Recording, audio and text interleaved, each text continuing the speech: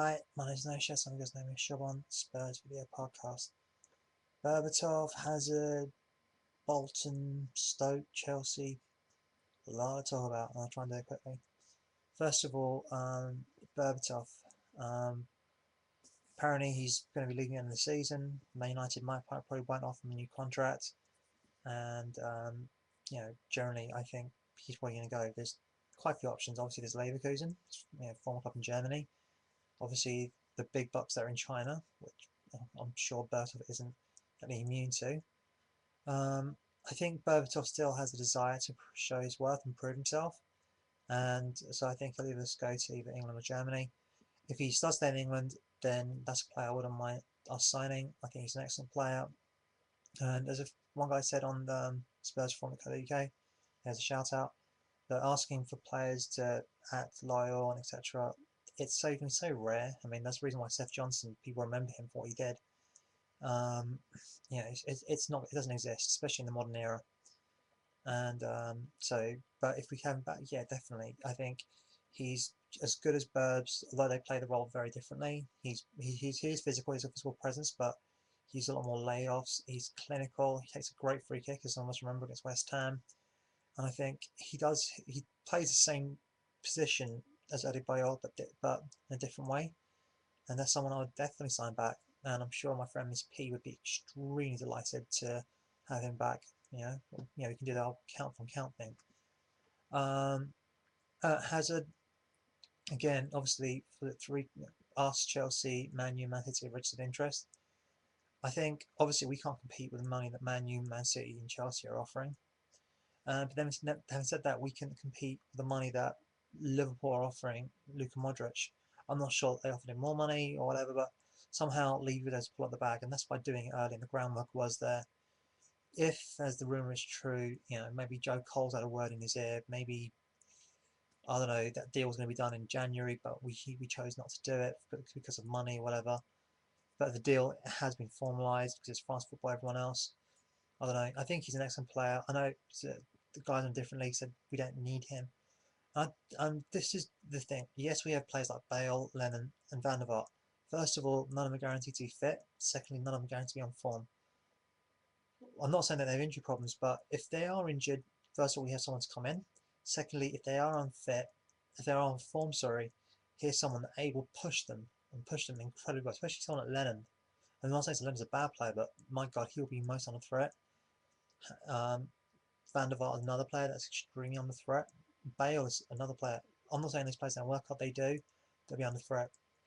I did post on SpursOdyssey.co.uk, great site, which likes of Stokesy and Craig Jory and Andy and loads of great guys, Jerry, go on to.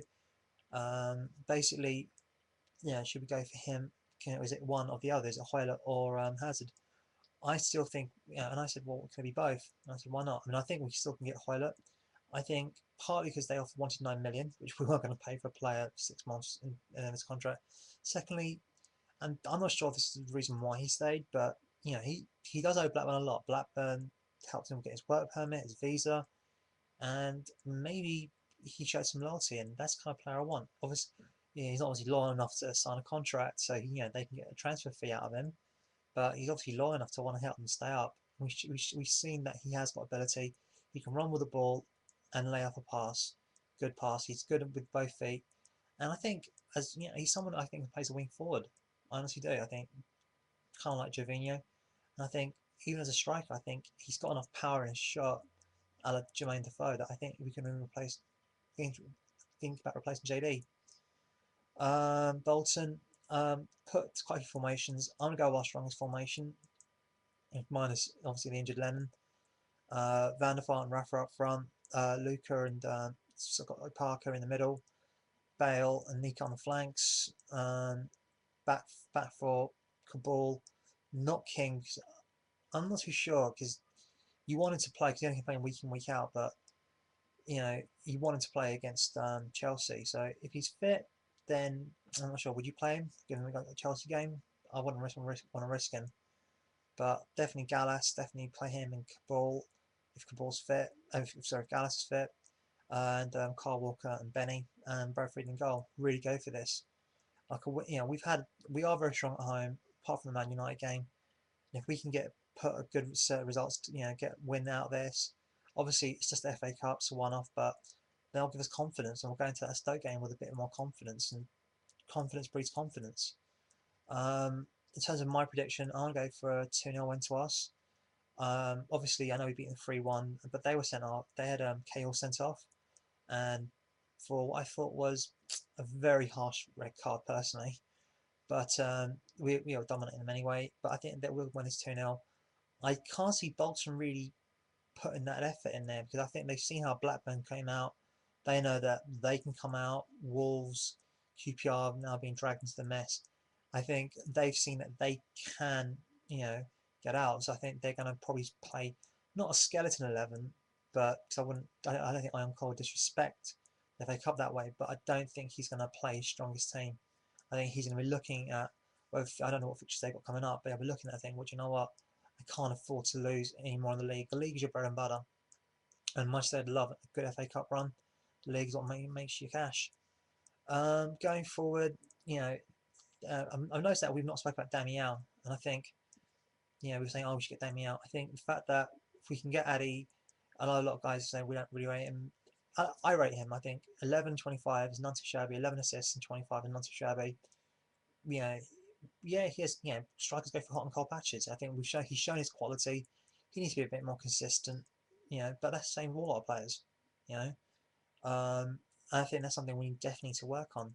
Has the Harry thing affected it? Slightly. I think it does put things into players' minds, but I don't know, they're professionals. And if you want an excuse, they'll take, oh, it's Harry thing. They won't. I just think we've played, against Arsenal, we just kind of surrendered. I don't know what the hell happened there, but we just lost control of midfield, and we got absolutely counted out. Quite rightly so. That's what we got our arse kicked. Against Everton, I thought we deserved a draw, because apart from that cock up by ball, I don't think they did that much. Man United, I think a couple of times we fell asleep at set pieces, and that's something we have to really work on. But aside from that, I think we could have got a draw out of that. I think we played well enough to get a draw at least.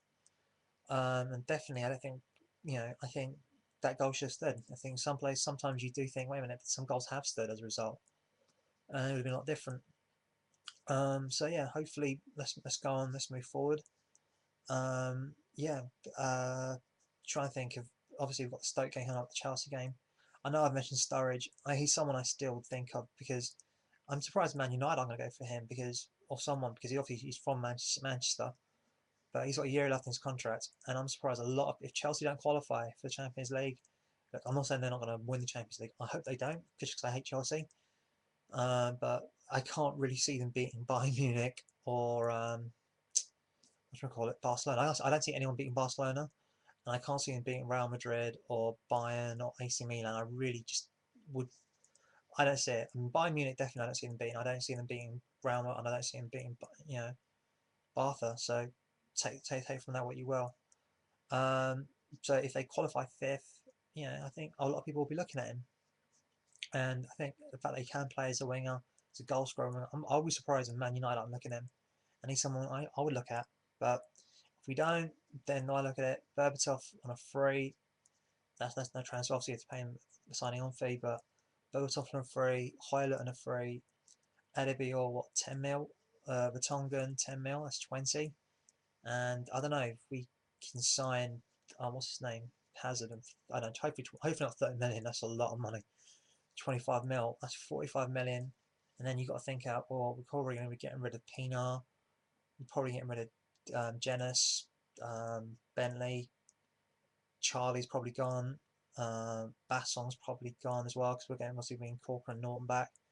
And I just don't see us, signing any more players really. I think we'll strengthen our options on either wing in Bale, and if we do sign Hoylett and Hazard, we strengthen our chance, what we are up front if we do sign Berbs, and if we sign Addy on a permanent. Vertonghen obviously is a defensive midfielder, he's centre back, and he played left back, kind of like a Chris Smalling and Phil Jones play right back, I guess, for Man United. Anyway, I hope you enjoy this. Shout out to Top Spurs, and yeah, as always, come on you Spurs.